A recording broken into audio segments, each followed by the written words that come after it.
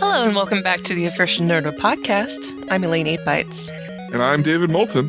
Hey, thanks for joining us. Well, it's a new year, and we have a looking forward and looking back theme, kind of like a snapshot show ready for you guys. Yeah, it's going to be fun.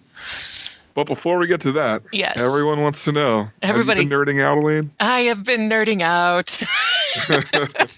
It's like, you've caught me. It And I mean everyone. Oh. I've gotten letters. Big packages. What is Elaine doing this week? Yeah, I've gotten letters too, more like, why aren't you doing anything? It's been one of those weird time warp things where several days in succession have kind of gone away from me. But it's not a bad thing. I still have nerded out some. I decided that I was going to look into Castlevania Lords of Shadow, and I'm about halfway through it. So it's, for the Castlevania fans out there, this is like a reboot. So as far as I know, it starts over. It's the Castlevania story, but it's not in succession with all the old Castlevania games. So what system is it for? It's a PS3 game. Okay. Mm-hmm. And they're getting ready to come out with a 3DS sequel in March. And then they've already announced Castlevania Lords of Shadow 2, which is a PS3 game as well. How do you feel about that when they do the sequel? They'll do like a offshoot on I don't like it. I'm not a fan. I feel exploited when that happens. Because I feel like what they're doing at that point, the people who own the title, they know what they're doing. So they are on purpose releasing a game for the 3DS exclusively over there so that you have to go get it. Or I guess the reverse way of thinking about that is they're making another game available on a different platform to get a new audience. Yeah. Positive, negatives, but I always kind of feel a little bit. I think to me it all really depends on whether or not it affects if the stories intertwine. They are. Yeah. They are. Like, you're gonna have to go over there and play that. I know that much about it now. I can't. I'm playing this as a recommendation from a friend, so I'm really, really enjoying it. I think it's a good story. I see a lot of symbology in it. There's a lot of color symbology. There's a lot of trope, but it's a good literature sort of standpoint, and it has voice acting from Patrick Stewart in it. Nice. So every time that you get the next scene narrator, it's Patrick Stewart. So you're like, hey, Patrick Stewart, you can talk to me all you want. And, that's just me personally. Also, I've borrowed from a friend because the game is old and done, right? So old. Yeah. Super Mario Brothers Wii. So I'm getting to play that all the way through now. I hear that's really good. It's a lot of fun. Yeah. I knew a lot about the mechanics already, but playing with a friend is a lot of fun. So that gets 2 thumbs up, and I'm about halfway through that. It's not going to take me very long. We've sat down for an evening and played for about 4 hours, and we're about halfway through the game. And then lastly, I've been getting back into some role-playing. I've been asked to join a once-a-month tabletop group playing Vampire the Masquerade, the 20th edition anniversary release. So it's hard for me to think of it this way. It actually makes me feel really old because I remember Vampire the Masquerade coming out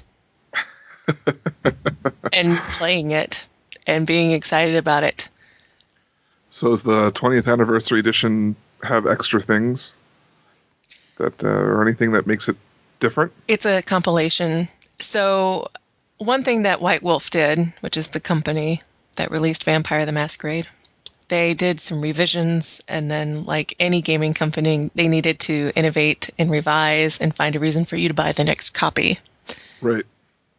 They essentially laid waste to their own storyline. They had an Armageddon in their gaming plot. So there's the Masquerade, and then there's the Requiem. The Masquerade seems to be a compilation of all those elements, so that people who enjoyed the franchise can go back and have all the rules in this really, really pretty book that has all sorts of beautiful color, illustration, that sort of thing. Huh. Very enjoyable. I am still working on my character. So I'm in the character creation process. There's so much that's been written for it now that it's almost impossible to figure out where to go with it. Right. But that's what I've been up to. What have you been doing? Okay, well, I started playing Bastion. I'm probably saying it wrong, or Bastion, something like that. I think it's Bastion. Yeah, it's known for having like a really great narrator to all your moves. This is a game that I tried to play on my Xbox when it first came out, and I was like, I'm not spending my money on this, and I didn't think it was. I was like, I played the demo, and I was like, this doesn't really entertain me. Isn't that the one with the movie narrator, man? Yeah. You're a hero. Yeah, and a hero's gotta do what a hero's gotta do. So. He talks like the stranger from The Big Lebowski, and he's just like, the guy got hit pretty hard there, but he gets right back up. Doesn't let it stop him.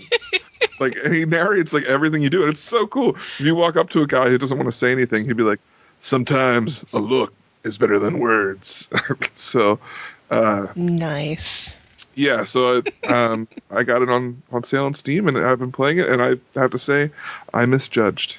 It's very fun. I have a question. Sure. Do you think you're having more fun playing it on your PC than you are the Xbox? Yes, and I think part of it is, as an adult, I require a certain amount of entertainment for the price that I pay. Mm-hmm. And I am very harsh from that. So for $12 on my Xbox, I probably would not have enjoyed it as much. That's why I didn't buy it. But for $3 on my computer, I feel like I'm getting a ton of usage out of something for $3. So, I mean, a couple hours worth of play already. So, okay, price point. Was it worth definitely $5? I would say it's worth $5. Is it worth $10? When I am done, we'll bring it up and I'll tell you how much it is worth. At this point, I will say that I probably wouldn't have bought it at $5 just because the $3 was the price point that caught my eye. Well, that's true. So, you did buy it at $3. You did not buy it at $5. You bought it at $3. Correct. Okay. So something else I've been doing to let people know is I played a couple Minecraft maps with Ron Smilik, and the first one went up today. So by the time this airs, there'll probably be a couple episodes up. So that was a lot of fun. It's first time I had ever done anything like that. So did you talk to him about Tekkit? I did. I was like, I really want to play Tekkit, and he was like, oh boy. It is my goal to play Tekkit with him. So and I think he's going to fight me. Survival is not his thing. He really likes the story-driven, maps and stuff like that. So, and then we've been talking about Star Trek for weeks. Mm-hmm. And so I was sitting at home, and I didn't have much to do. And all of a sudden I was like, you know what? I'm going to watch Star Trek. Yay. And I know, I still got stuff out of that in movies, new things. And I realized, because it was one of these days where I was kind of bored. And I had never watched the special features, and I have the 2-disc. Mm-hmm. And it occurred to me, so many movies come out like that I might buy as a 2-disc that I never watched the special stuff. So after the movie, I just kind of like plowed through that and got my nerd on learning about stupid behind-the-scenes things. Yeah, that's awesome. Yeah, completely. And I was like, this was not a waste of time at all. I like that. Hooray! How about that lens flare? I know. You know what's hilarious though is in the special features they talk about the lens flare, and they are so proud of it. They were like, they talk about the techniques that they use to like get more lens flare. More lens. Yeah, how they would have people like sitting right below the actors, shining flashlights into the camera to make more lens flare. Is really funny. Well, at least we know it was purposeful in thought. I know. They've perfected the art of the lens flare. Art of the lens flare.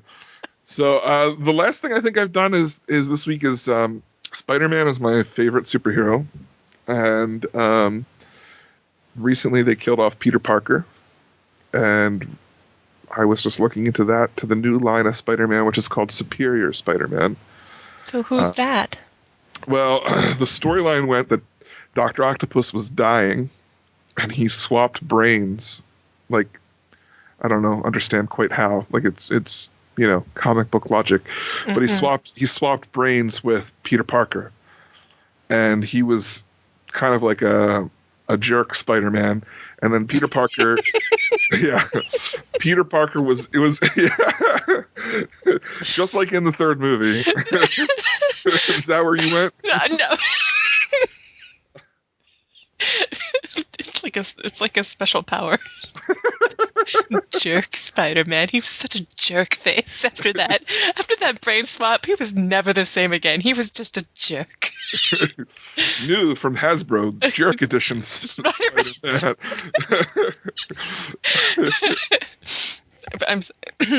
No, it's fine. It's fine. So they switched brains, and Spider-Man was trying to get to switch back, and from what I understand, he wasn't able to switch back, but he realized that his core of his memories were still in the brain. So what he did is he caused Otto Octavius, Dr. Octopus, to experience all of Peter Parker's memories and experiences. So Dr. Octopus is Spider-Man in Spider-Man's body, so he vows to be the superior Spider-Man, to be better, I guess the storyline's going to be that he's dark and gritty, and maybe he kills people. I don't know, because Spider-Man was no guns, no killing. Very, very Batman-ish. This is it's way out there. I know. The thing is they're like, oh, Peter Parker's dead, and he's going to stay dead. And you know that in a year and a half, they're going to be like, hey, I'll just wait for a new Parker's back. Yeah, a new writer. That's all. I'm going to be like, I really miss old Peter Parker. Yeah. I'll find a way to make him not a jerk face anymore. These Jerk Edition Spider-Man toys aren't selling well. Kids keep crying. Yeah. So we'll see. I can't say that I'm happy about it, but he'll be back. I guess the rule of thumb is if you wait another 10 years, you'll get another reboot. Exactly. I mean, Superman didn't stay dead. Mm-mm. Captain America didn't stay dead. I mean, there's a list. Nobody stays dead. Did you say list? Yeah, list. List. What? What could we have a list for? We have so many lists that we need to talk about. Let's get to it. Okay, so we're going to look back at 2012. And we took some time. We did some cursory research. We didn't really delve too deeply into this. Is just what the internet says about 2012. Before we say what the internet says, we wanted to talk about what we personally would pick, or sitting here for 10 minutes, we were like, well, I think this. So these are really our first reactions, but I think it's fair as well. So my personal favorite game of 2012 was Journey. It's a PS3 exclusive. It cost $15. Here I was thinking you got confused and thought the band was a game. It's not the first time that I'll tell people about Journey and they're like, the band? And I'm like, no, video game, guys, come on, the video game, way better. Not actually, I really like Journey, the band, but I'm talking about Journey, the video game, which is, if you have a PS3, go buy it and play it. I don't know much about this other than it looks beautiful. It's artistically amazing, both in execution and what it says about humanity. And I think it should be played while people are still playing it. I think that's key. Part of Journey's experience is what happens when you end up being paired with somebody online who play it. Oh. It gains a new dimension when you meet your traveling partner. Is it always in pairs? It is always in pairs, it is always random, and you never get to pick, nor can you talk to the person. Interesting. Yes, I don't want to say too much more than that. I don't want to spoil the game. It is still new enough that I don't want to say too much about it. My absolute favorite game of 2012. It made me cry. Wow. Wow. Maybe I'm sentimental, though. What was your favorite game of 2012? Well, okay. I discovered this one looking back on the games that came out this year or last year. That I barely played any that came out this year. I played a lot of things that came out in 2011, so I'm usually a little behind. That said, the game that I've gotten the most play out of and the most enjoyment is Halo 4. All right, then. So yeah, I am a Halo fan. Now, I know what you're thinking. Guy playing Halo. I just like kill people in multiplayer, like whatever. But yeah. Does that make you a jerk? Yeah, I'm just like jerk Spider-Man. Okay, so I was thinking that you're just a guy playing Halo.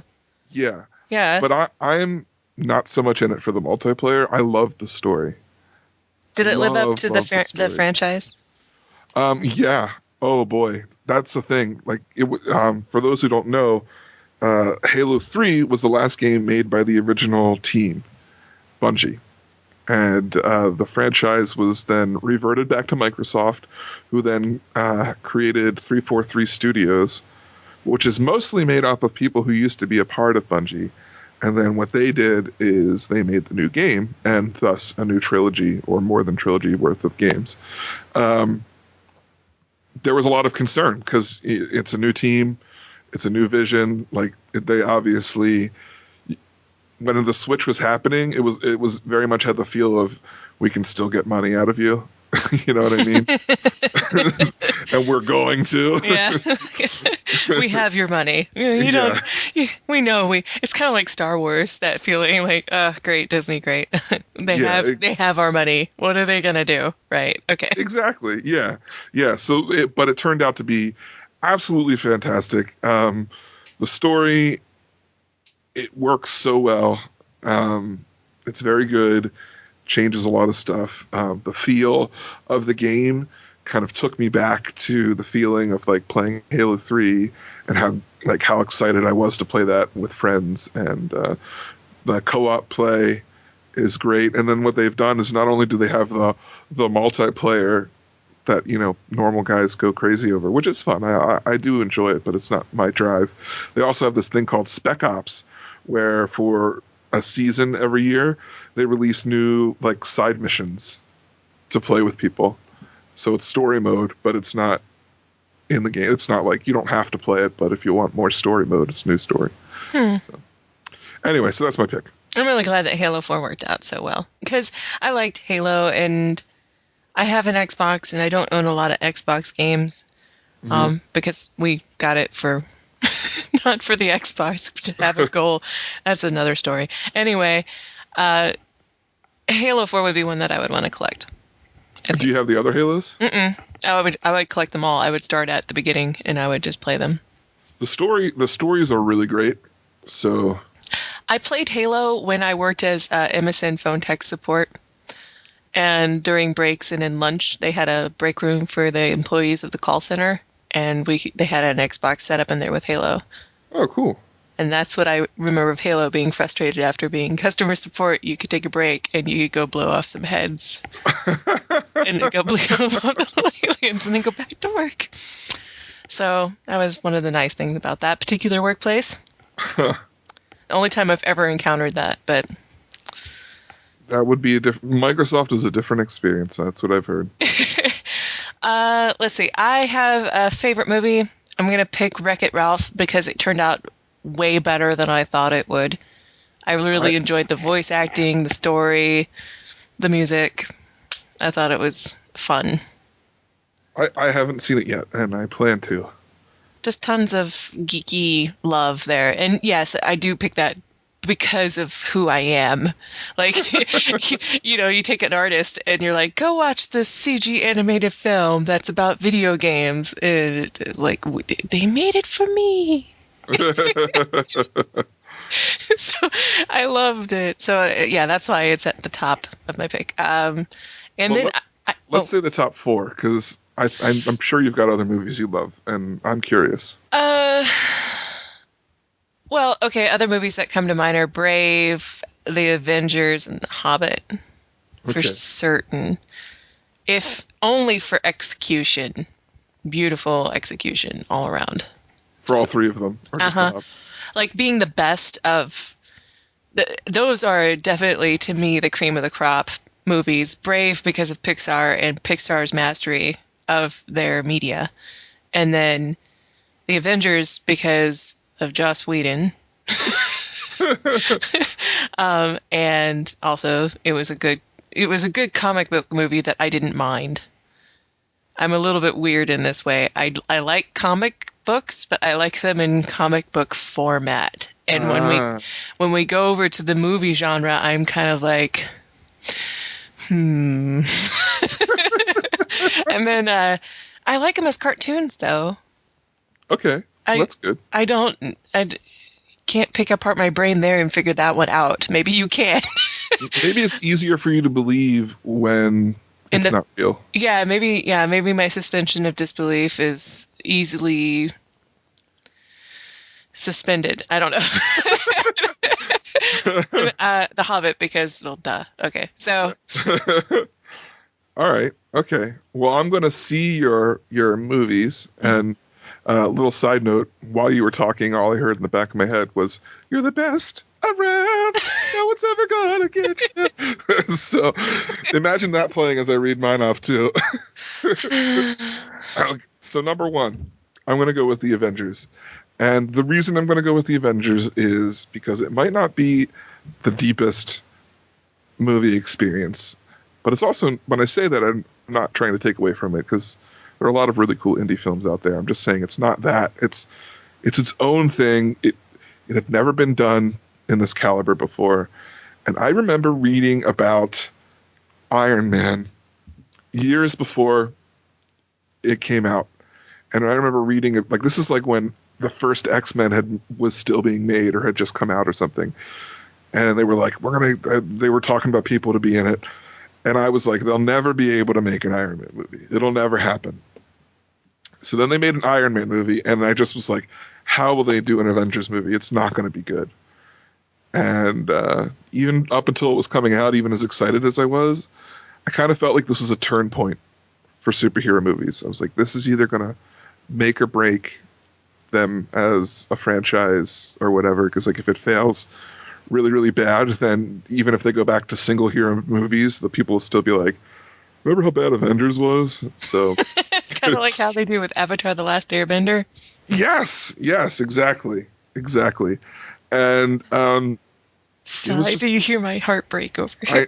I know. It did. We have to talk about that later in the looking forward to part, by the way. So Avengers is my number one for that reason only. I think secondly, my most one of the most surprising movies that I was excited for was Skyfall. Mm-hmm. I mean, I wanted it to be good and I wanted to love it because I love Daniel Craig and I love Bond. And then I sat down and I was just like, whoa, they did better than I expected. Mm-hmm. And then thirdly, the movie that I have seen in theaters, I think, well, maybe not the most, but I feel like it's the movie I've seen the most. It's called Sleepwalk with Me. Okay. Yeah, I heard really, really good things about this. Yeah, it's on Netflix now. Yeah. What? It's just, I don't know, it just recently went on. I watched it over Christmas with my mom. Excuse me while I surf to Netflix and put that on my instant queue right now. I don't want to forget. Keep talking. So Sleepwalk with Me, for those who aren't aware, is a movie by Mike Birbiglia and produced by the team over at This American Life, the radio show. And it is semi-autobiographical, whatever. It's an autobiography. semi. Autobiographical? I don't know. Inspired by true life events. That's it. Based on a true story about Mike Birbiglia and what he went through during a time of his life. And if you've seen his stand-up, you're probably familiar with the story because it's almost verbatim the story, but it's done so well. It's funny, but it's sad and it's serious and at the same time, and also kind of inspiring. And anyway, I love this movie to pieces. So number 4, and lastly, is The Hobbit, because duh. Yeah, because duh. Yeah, exactly. Because duh. Because you can't have it not in the top 4, maybe? I don't know. Exactly. It was too pretty to ignore. You have to look into the light. And, I just realized that my favorite TV series of 2012 definitely was Legend of Korra. Wow. I will have to say Community for best, but Legend of Korra would probably be number 3, right after Parks and Rec. Okay, fair enough. Yeah. So what does Forbes say about the subject? We went ahead and kind of browsed around trying to look at different resources, and our experience was that not every website seemed to have decided their top of 2012, or if they did, they were doing it based off of really strange rules. Like Rotten Tomatoes had a really horrible list. Horrible. And I don't even know how they came up with this list, but it didn't look like anything reflecting 2012 whatsoever. And we didn't know half the stuff on it, right? Oh my God. I know we're under a rock and all, but we're not that bad, Yeah.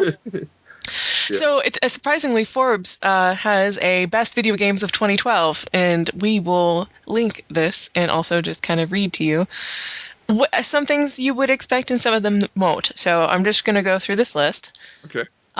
At number 5 was Mass Effect 3.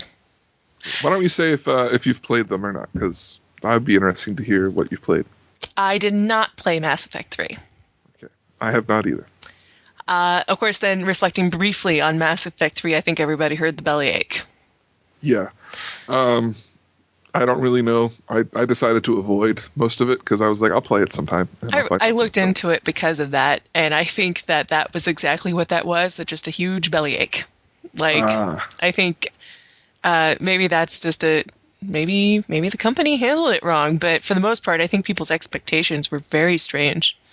But that's just me in RPG games, because their complaints were, it's on a rail, we couldn't have done anything. And I'm like, it was an RPG game. What did you expect? Show me the first real RPG game that's a sandbox. And you might get to, oh no, right in and out of my brain. Oh well, we'll come back to that another time. Sorry people, sorry about the unfinished thought. It has a dog in it. There's a dog in it. Yeah. Fable? Yes, thank you. Fable tried to do that a little bit more open RPG world-ishness. But anyway, number 4, Halo 4. Yeah. Okay. Well, I know that we know that you haven't played it, and we know that I love it, so we can just kind of. We kind of covered that one already. Yeah. Yeah. This one I didn't play, but maybe I should. Far Cry 3. I've never played any of them. Far Cry is very open world. It's definitely go do this, go do that, but it's very exploratory. So I have trouble with open world because I find I don't know what to do next. Oh. It's kind of overwhelming. It's overwhelming. And then it's like, well, you could do anything, and I was like, that's right, I could do anything other than try and figure out what I want to do in this game. So this one I've never heard of. It's called XCOM Enemy Unknown. Okay, this looks awesome. So I'm going to read this. Just maybe I'm the only one who hasn't heard of it, but it's been 11 years from XCOM Enforcer and XCOM Enemy Unknown, but there were 11 years that resulted in one of the most addictive games to come out in 2012. It is a turn-based strategy game that was thoughtfully put together by Fear Access, even in its Xbox version. That's the first little blurb about it. So it's a turn-based strategy game. Yeah, okay, so I've seen Let's Plays of this, and at first I wasn't interested at all, but now I watch it and I'm like, well, someday I'll get my hands on it. And it's basically like you pick, you have like a small map, and you look down on your guys and you pick which guy you want to move. Then you have a radius of how far you can move him. And then when you move so far, you can decide to shoot at an alien or just get cover or whatever, and then the aliens have a turn. Okay, so it's like chess? Yes, That is a great analogy. It's like chess with guns. Okay, I'm down with chess with guns. Okay. Number 2, not a big surprise considering its TV fandom, The Walking Dead. I keep hearing so much about this game, and it looks like total crap to me. I think I think this is a situation where The Walking Dead has a huge following. So if you say to people, hey, there's a decent Walking Dead game, you're going to gain a ton of popularity if you have a halfway decent game. It may not be the best game of 2012, but it may be the game that has the most popularity behind it, boosting a semi-okay and decent game up to great game of 2012. All the footage I've ever seen makes it look like it's just a movie you basically watch and then just press what you want your character to do. Right. Yeah. Right. So I'm going to be like, I'm not impressed by this.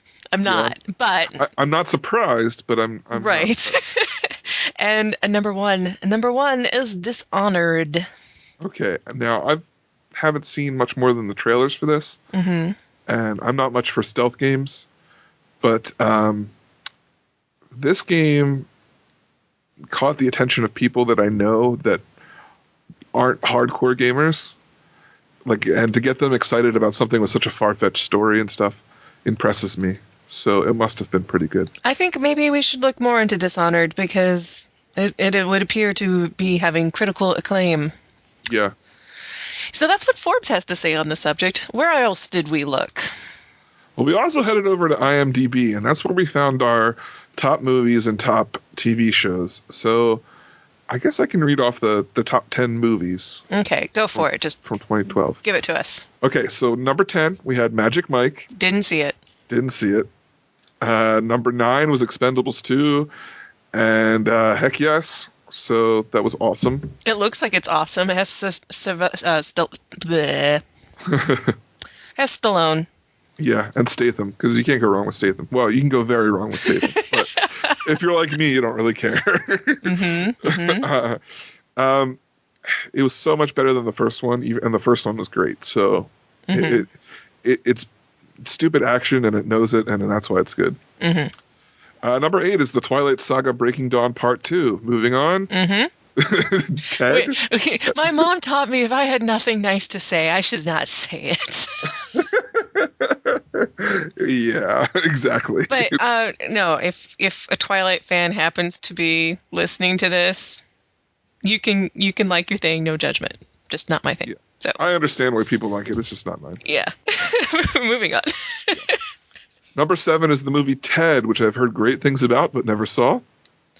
That was another keep your mouth shut thing. I don't know a thing about it. No, do you like Seth MacFarlane? Do you like Family Guy? Yeah, I've laughed at Family Guy. I've watched Family Guy. Family Guy can also annoy the crap out of me. But I think it might be one of those movies that you sit down. This is what a friend told me, and he said, this was really funny. He said, yeah, Ted's one of those movies that it was really good to watch, and it was really funny. And he's like, I don't know that it's necessarily one you need to see more than once. And then literally 10 minutes later, we were looking at stuff. He was like, yeah, I was trying to buy Ted this weekend, but I couldn't find it. And I was like, didn't you just say you didn't need to watch that movie again? So. Fair enough. Yeah. Number 6 is Skyfall, which I loved. Yeah. Yep. Very good. Number 5 is The Amazing Spider-Man. Bleh. Did you not like this movie, or do you just don't think it should be above Skyfall? I don't think it should be in the top 10. I have to say, you're probably right. It got much more hype than it deserved, and my friend, this is one of those things that I realized that I'm not in the majority with. I am really critical of this movie because I feel like they had the visual execution down, but I feel like the storytelling was lazy. Yeah. If you know much about the production of this movie, and as like I said, Spider-Man is my favorite, so I was kind of following it. The initial story was absolutely horrible, and they finished the film, showed it to the film companies, and they were like, no. So then they went back and they edited it so that it is what you see, and they took out like all of the more crappy things. That was the better version? Yeah, and unfortunately, because things were so intertwined, that meant that subplots were almost completely cut out because they couldn't do the subplots without the stuff that the producers didn't like. Knowing kind of some of the stuff, the reasons, I'm glad that they cut it out. I actually really like this movie for what it is as a Spider-Man movie. I don't think it's top 10, but I really liked it a lot. I'm looking forward to the second one. I feel like maybe if they do the second one better, I feel like it hurt the franchise. To be perfectly honest, it was a reboot that happened very soon. In addition, my friend just took me out randomly, kidnapped me and said, hey, we're going to go have some fun. I'm like, great. And I didn't even know what we were going to go do. And then I ended up being in the movie theater watching Spider-Man.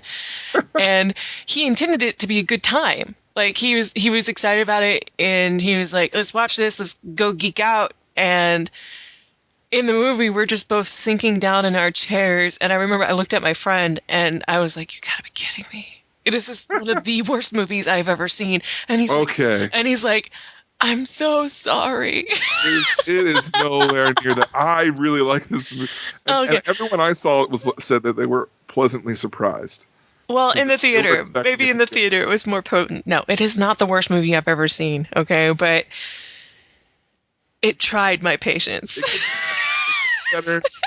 I think that if they change up the director, it'll be better the second time. Okay, I'll roll with that. Okay, so number 4 is Prometheus. Did you see Prometheus? No, I don't do scary. Oh, yes, this would be scary.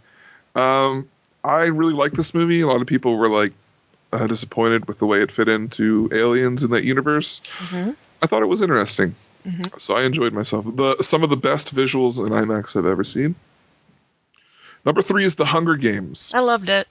Okay, the first time I saw it, did not care for it. And then when it came out on DVD, I saw it a second time in the movie theaters with another friend at the discount theater. And from that point on, I was a fan. So I think it was in terms of having experienced the book first and seeing it adapted into a movie. I think the movie did a very faithful adaptation. And so.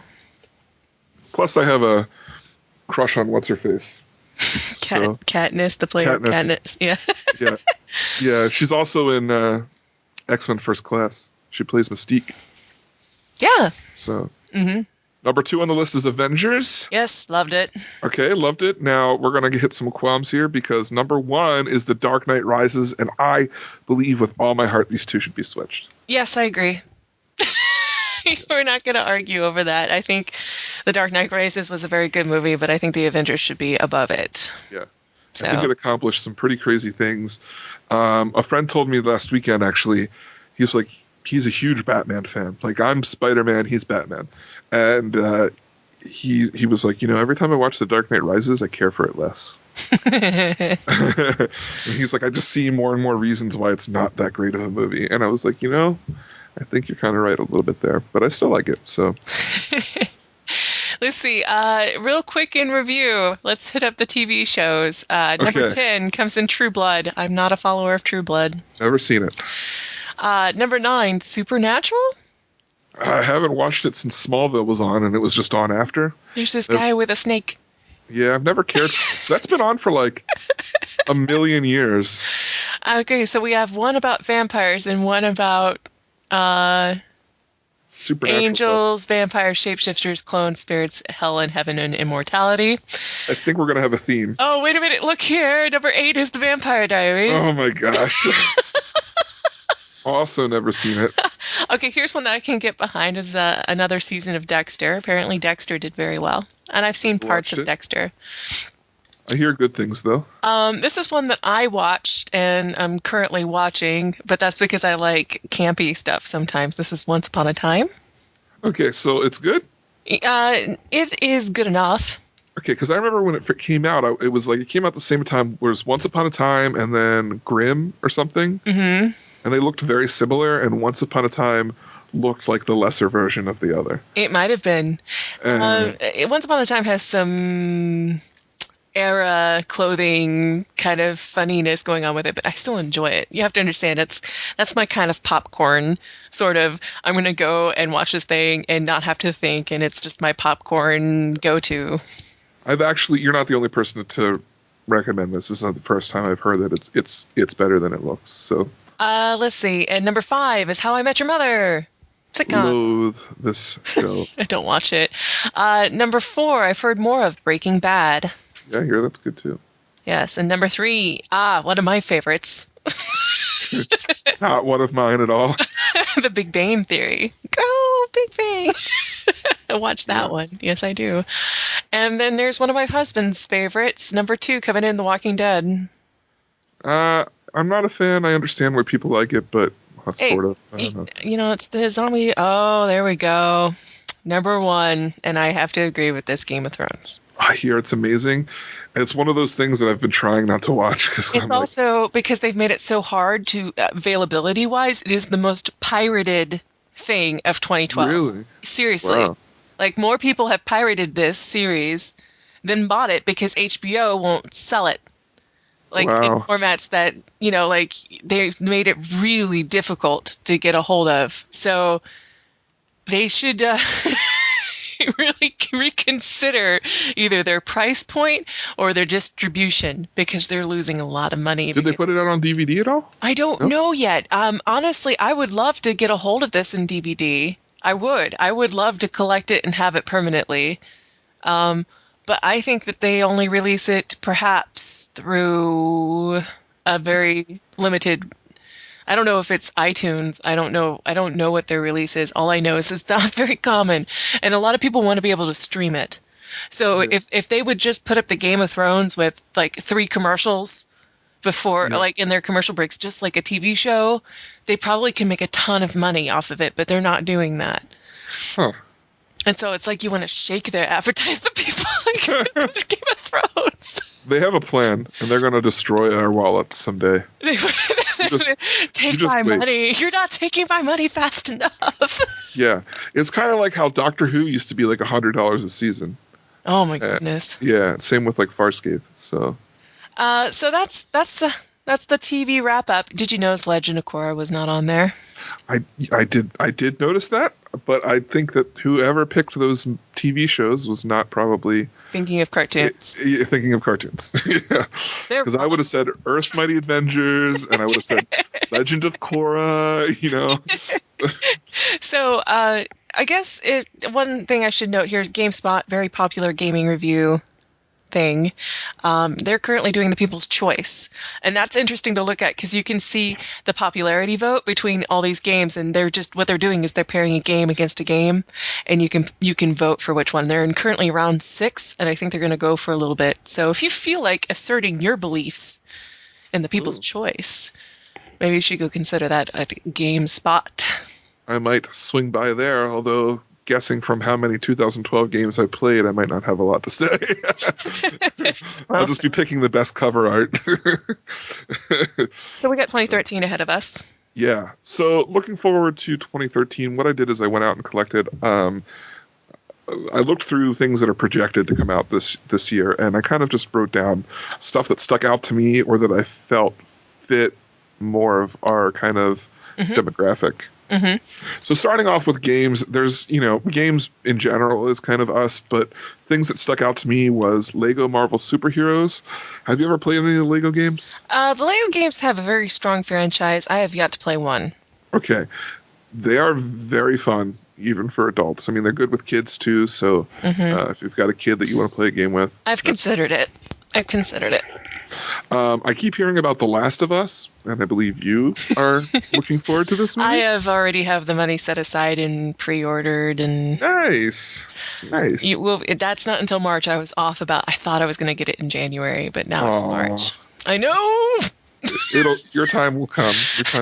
And then I'll be like, so what'd you do? Last of Us. Anyway.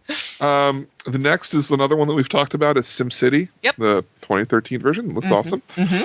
Another one's the one I've been hearing a lot about. I'm not sure if it's something I will play, but it sounds like it's up your alley, Elaine. It's Star Wars 1313. I'm going to have to look into it because I've never heard of it. Star Wars is one of those games that kind of alternates in awesome and awful. Yeah. This one is supposed to be like the new flagship awesome game. Okay, well, then I'll look into it. Yeah, and then BioShock Infinite. I've never played I played sort of some of the first one, but I never got into it. But it looks beautiful. So Well, if it's BioShock and it's by the same people, it's probably going to be out of the park. yeah, that's kind of what I figured. Moving on to movies. Oh yes. Okay, we've got a lot of movies coming out. We have Iron Man 3, which I've talked to several people saying that's their movie pick to look forward to. Mm-hmm. We have Thor: The Dark Worlds. Which okay, more of that. Do you think we're going to get, eventually they're going to go around and do everybody again and give us another Avengers? They are. There is Avengers 2. It's going to go Iron Man, Thor, Captain America, Guardians of the Galaxy, Avengers 2, Ant-Man. Do you think Black Widow will get her own? I doubt it. I don't think she deserves her own.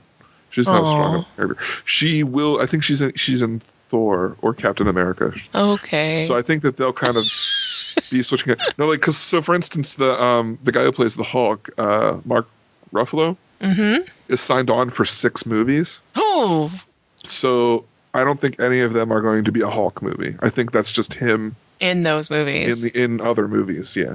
Okay. So, and then of course last time we talked about Star Trek Into Darkness. Yes, I'm looking forward to Star Trek Into Darkness. That's probably my most look forward to right now. That's my little song there. Yeah. Yeah. Oblivion. Never heard of it. Okay, this one stars Tom Cruise in a post-apocalyptic something or other. I don't know. It looks cool. Tom Cruise as Tom Cruise in Oblivion. Okay. Yeah, exactly. It might not be cool, but at this point, it looks cool. Okay. So, okay. The next movie is After Earth. Have you heard of this? Okay. Nope. This is an M. Night Shyamalan. Then I will skip it because I boycott all his movies from now on. Really? I do. Why? Why don't you like him? Well, he ruined Avatar. Okay. Good point. Good enough for me. This stars Will Smith and his son. Oh. As not Will Smith. I love Will Smith. Yeah. This movie looks really good. As I guess at a point where humans don't live on Earth anymore and everything on Earth evolved to kill humans, like all the plant life, and they crash on Earth. Oh. And they have to survive. So go watch the trailer. I was surprised that it was an M. Night Shyamalan movie. So why Will Smith? Why? Yeah, we might be asking ourselves that later. All right. What's next? So Man of Steel, which is looking better and better as time goes on. Okay, yep. Kick-Ass 2. Nope. Did you see the first one? Nope. Okay. Well, so you don't know anything, or was that I don't want to see it? Nope. It doesn't sound like a movie I want to see. Okay. Well, What's it about? It's based off a comic. Okay. And the superhero's name is Kick-Ass, and he's a teen. In this world, no one has powers. They're just people who dress up in costumes, and he calls himself Kick-Ass, but he gets his ass kicked, like hardcore. So he gets beat up a lot. Well, I didn't even watch the first one, so maybe I'll see it. But you just don't understand. So. It's probably passable, but okay, I'll probably see it. Okay. The Wolverine. Which looks like it could be something. Is that a definitive statement? Yeah. The first one was not, but I have more faith in this one, even though I have doubts. This one I hadn't heard anything about, but I picked it because of the number 300 Rise of an Empire. Who's playing the lead? I don't know. Okay. Maybe Gerard Butler again. So I'm assuming it's connected. If it's Gerald. Gerald. I'm there. Okay. We know how to get Elaine to the movies. Hello, Gerald Butler. Did I mention Kick-Ass stars Gerald Butler? Oh, really? I'm there. I'm super excited. It's actually really funny if you just tell me any movie. Oh, Gerald Butler's in it. Okay. Yeah. Oh, sorry. Okay. Now, I never thought I'd see this. Percy Jackson, Sea of Monsters. I have no idea what that is. Percy Jackson is kind of like a Harry Potter series, except for it has to do with like Greek mythology. Okay. And he found out that he's a descendant. I don't know if he's a direct son. So this is the launch of that series? No, it's the second movie. The first one was called Percy Jackson and the Lightning Thief. And the movie was kind of like, it was all right. Like, I can understand how the books are probably better. But he turns out either he's the son or something of, I think, Odysseus. Uh-huh. Or no, Poseidon. Okay. Well, so I guess they're going with it then. Yeah. And he winds up going to this, like, camp where all the kids there are demigods, and like he kind of learns about this subworld within our world. It's much more interesting than it sounds. It sounds retarded, but it's no. Sometimes if anymore, I just think like, oh, it's another thing trying to fill the gap of Harry Potter. But yeah. Oh well, it's okay. So Jurassic Park 3D. Okay. I know. I know what you're thinking. I love Jurassic Park, and I was like, why would I go see Jurassic Park in 3D? And then I was sitting in the IMAX theater, and the trailer came on, and I was like, why can't I see this now? So you're ready to be eaten by a T-Rex? Yes. Okay. Yep. Great. Wonderful. We're almost at the end of the movie list, people, so just hang on, just a few more. Sin City, A Dame to Kill For. Yep. That seems like it would be great. Yep. Ender's Game. Does it have Gerard Butler in it? It has Harrison Ford. Oh, wow. They just need to team those two up and you're gone. I have been following this since the twinkle in the eye of it being announced that they were going forward with it. Of course, then I've been following any development on Ender's Game as a live action thing for some time anyway, because it gets canceled over and over again. Like, the author doesn't release the rights because he doesn't trust the company in order to, and it's like, you can't blame him because it's a serious story written with children and oh gosh, I want to watch this so bad. So my friend Chris is a big Ender's Game fan, and I have this we have this kind of rule that if one of us likes something, the other one's going to hate it, without knowing anything about it. So I've avoided the Ender's Game series just because he really likes it. So it could be really good. In fact, I'll probably really enjoy it. Do you think I can nix that curse, and just because I say it's good and your friend doesn't say it's good? Maybe. Don't tell him, but I might read it. Well, I think it's important that he doesn't know, or the curse will be enacted. Yeah. So you definitely, I won't say, you have my word. We have one of those relationships where we just kind of make fun of each other, and that's how we show we care. Anytime I encourage him, I'm like, you can put that in your book of lies people have told me.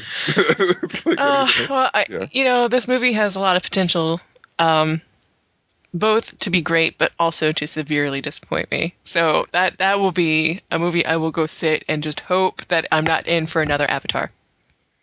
Yeah, okay, hopefully. Yeah. So, two more. We have The Hunger Games Catching Fire, which Done! I'm excited for. Yep. Going to.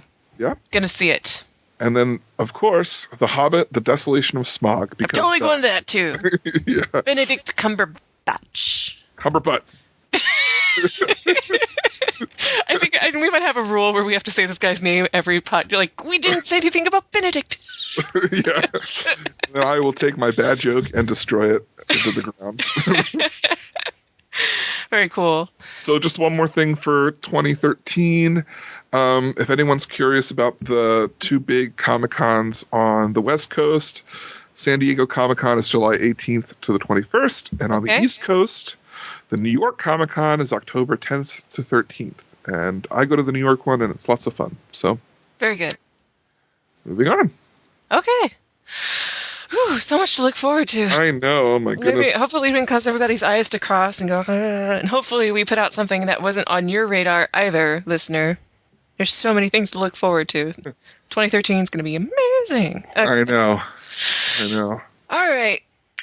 Time to wrap it up. We got our weekly picks. I'm going to jump right out there because a new one came out today, and it's the first thing I'm going to go watch as soon as we're done recording. Say, I am in love with the Lizzie Bennet Diaries. Oh, man. All right. I love this series, right? And I have a lot of female friends, and a lot of my female friends love Jane Austen books. And I'm like, Lizzie Bennet Diaries, like, it's a modern telling of the story. You should watch this. You would not believe how difficult it is to get people who love this story, who you think would be all over this, who watch the movies over and over and over again, to watch these things. It's like freaking pulling teeth. And I'm like, you're going to enjoy this. Maybe they just don't believe that it can be modernized. I think that it's on YouTube, so they just kind of turn off. These aren't YouTube people. These aren't tech people. So they haven't met the brilliance of the Green brothers. Yes. Well, they're not necessarily nerd people either, so that's kind of a... But not only am I in love with the way it's done and the stories, most of the women are beautiful redheads, so... Those Bennett sisters. I know. They're a good-looking group of people. I know. Every single lady that comes on the show, I'm like, every time they introduce a new character, like they just did, I was like, where do they find these girls? I don't understand. The internet, I guess. Yeah. That's one thing I have to say is the actor who plays Darcy does a very good Darcy, but not my kind of cute. Oh, well, he's very cute. He's very dashing, but that's not my Darcy. I kind of think when I see him, I'm like, I don't know if he's like, he doesn't quite fit. So. And what do you have for pick of the week? Okay, my pick of the week is, again, another webcomic because, as you can probably understand from the theme, I love webcomics, but this one is particularly cool for me. The guy is local. He lives in my town, and the plot line is it's, in his words, a bunch of animals in the forest, if they had a bar, what they would do if they hung out. So, yeah, it's kind of like, he's just like, it's based on what would happen if I would hang out at the bar with my friends. It's hilarious. I have interviewed this gentleman, Mike Whitmer, twice for the Linecast, and every time I do, it's incredibly inspiring for me because I would love to be able to draw at that level, to do a webcomic of my own, and it's just very inspiring, and he says a lot of things that just kind of speaks right to me. So check out Pinkerton Park, pinkertonpark.com. And if you want to learn more about Mike, head on over to thelinecast.com and find him on our guest list, and you can hear me talk to him. That sounds really cool. Yeah. I'll take a look at that too. I like webcomics. I like looking at the webcomics that you have recommended so far. They've been great. Great. Let's see. Coming up next week, we're going to have a retro week. We didn't test that before we wrote that down. Retro week. We're going to get retro with it. Retro. There is, for anybody who wants to study up before we talk about it, I'll link it again. I linked it in last week's release, and I'll link it again in this one. Get Lamp is a text game documentary about computer history put together, and it's about the first Parse games, Adventure, Zork, and then that whole franchise that happened somewhere between 1978 and 1984. So it's going to be interesting. It's a feature-length YouTube thing. And it really shaped adventure games and RPGs and even the computer industry to a point, considering it's kind of like that flashpoint for people playing games on their computer. Yeah. So it's important. It's historically important, whether people realize it or not yet. We should be looking back at these events. And I started to watch this documentary that was recommended to us by Ron Smalek, and it's really well done. So go and watch that documentary and join us for a discussion next week. I'm looking forward to it because this is something I want to watch, but I feel like I keep forgetting about. So this gives me no excuse. I have to go watch it. It's either that or you just don't know what I'm talking about. Yeah, I can just pretend. Yeah, I thought that was really interesting. That part, too, that you were just talking about? Oh, so inspiring. So, and then, you just say what I said, 3 lines ago, nobody's going to know. You can English class out of this. Yeah, I probably could. And then, also, we'll probably talk about the games that formed up our youth a little bit, the ones that were important. I was born in 1981, so I'll probably be talking about everything before 1989. So. Yes, I was born in 1982, and I'll be probably talking about things in the 90s because that's when I hit my gaming streak. So. All right then, very cool things. Cool. I think that's it. That's our show. Cool. Well, I'm David Moulton. And I'm Elaine Eightbytes. And this has been the Aficionerdo podcast. Thanks for joining us. Yep. Bye.